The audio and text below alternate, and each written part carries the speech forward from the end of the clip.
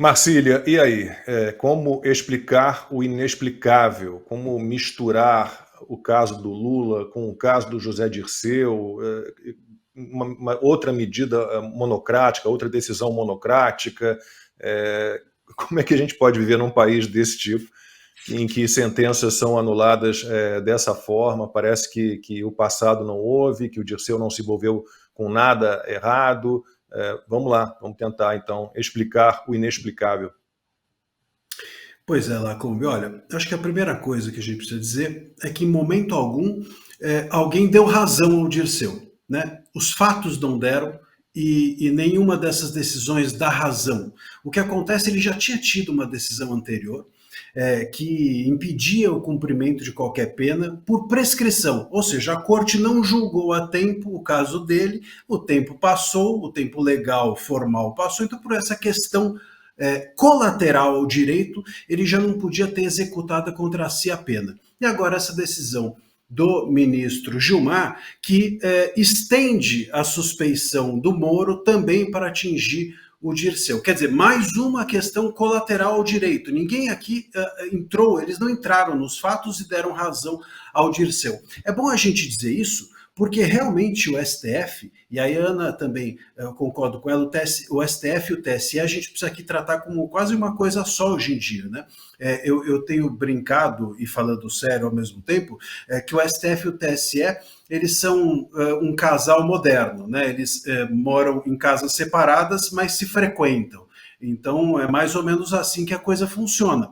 E a gente precisa entender, dentro desse espectro, essa última decisão do ministro Gilmar, porque não apenas contra o dia a pena, então, não pode mais ser cumprida, como também agora ele volta ao tabuleiro político.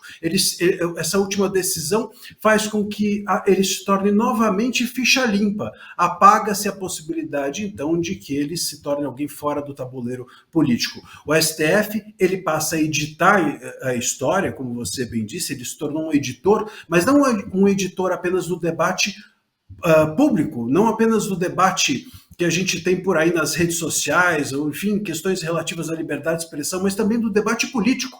Ele tem tornado inelegíveis pessoas de direita, tornado elegíveis pessoas de esquerda e oferecido aos eleitores um cardápio seletivo em que apenas esse ou aquele candidato estão aptos a serem votados. Eles quase que fazem as prévias. Quem hoje tem feito nas eleições são as nossas Supremas Cortes. Isso é muito grave. É uma interferência completamente indevida. Não faz sentido técnico, do ponto de vista jurídico, não faz sentido técnico nenhum a gente pensar em parcialidade do juiz Moro em relação a esse caso, por uma razão que é lógica. Como é que você pode pensar que um juiz ele é parcial na primeira instância, que há uma confraria, como disse o ministro Gilmar, e esse mesmo caso depois é referendado pelas demais instâncias, inclusive pelo STJ? Quer dizer, então a gente tem no STJ pessoas alheias à realidade, que pegam um caso que foi tratado de uma forma suspeita por um juiz, que foi tratado de uma forma parcial por um juiz, e eles entram nessa armadilha, eles não reavaliam o caso adequadamente. Então, ou a gente tem o STJ e as demais instâncias que não servem para nada, ou a gente tem essas instâncias que servem para alguma coisa, e com isso não podemos dizer que houve parcialidade, pelo menos jamais uma parcialidade que foi suficiente para que houvesse uma injustiça em relação a ele. Então, essa ideia da parcialidade, do ponto de vista técnico, é totalmente falha. Estender, então, a parcialidade em relação ao Lula para o Dirceu, como se eu dissesse assim, olha, então o juiz foi parcial em relação ao Lula, mas também ele foi parcial em relação aos outros que estavam lá. A parcialidade é uma questão objetiva. Se alguém foi parcial em relação a um caso específico, por uma razão específica. Eu não posso pensar que isso contaminou todo mundo, porque um juiz que tem uma parcialidade, ele tem um objetivo. O objetivo se destina a alguém. Como é que isso pode ser estendido a todo mundo? É totalmente fora da capacidade jurídica de se compreender tecnicamente o caso.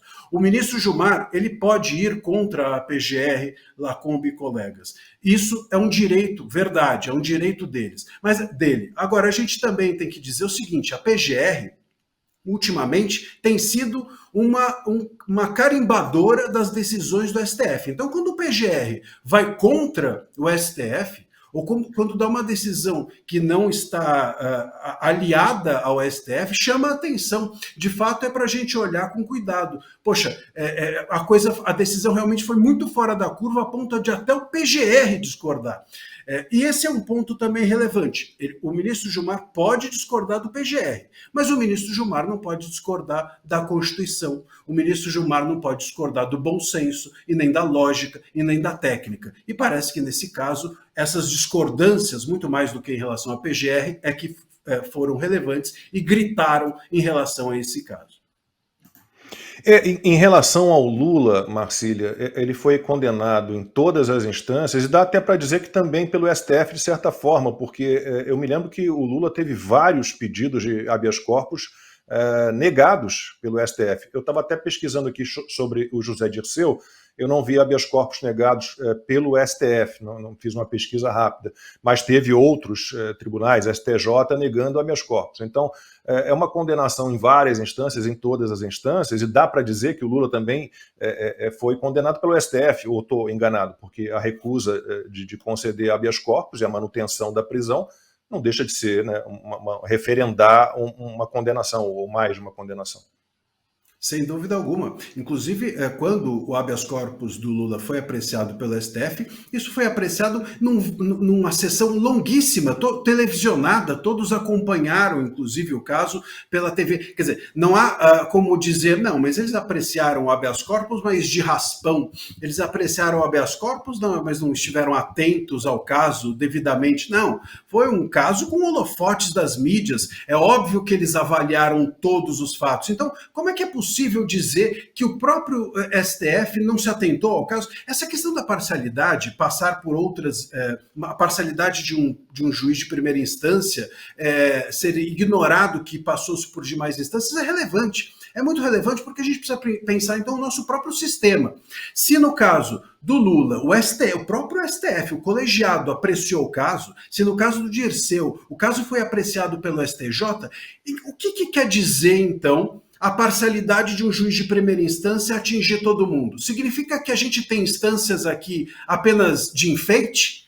Que as demais instâncias elas apenas carimbam as decisões de primeiro grau? Que um juiz parcial na primeira instância ele vai conseguir fazer com que o seu voto parcial prospere num colegiado da Suprema Corte? Então, essas instâncias estão completamente irregulares, porque elas entram numa suposta, entre aspas, armadilha de um juiz de primeira instância. É muito fácil. Quer dizer, eles não são capazes de votar com a cabeça própria e perceberem que aquele voto de primeira instância é parcial quando avaliaram lá atrás o mérito da questão. É muito significativo, porque se é isso, então a gente tem que repensar o nosso próprio sistema judiciário, porque nós temos instâncias em Brasília que não tem capacidade de avaliar com a cabeça própria. Entram num voto parcial do juiz de primeira instância, compram essa narrativa, vamos dizer assim, e tudo bem. Então, para que nós temos colegiados? Para que nós temos juízes revisores? Para que nós temos 11 juízes que avaliam o caso? Para nada? Para depois passarem em branco, para eles não perceberem nada de parcialidade e só depois a primeira instância contaminar o voto de todos eles? Então, ou a gente tem aqui uma parcialidade que é para inglês ver, vamos dizer assim, ou a gente tem instâncias superiores para inglês ver. De duas, uma.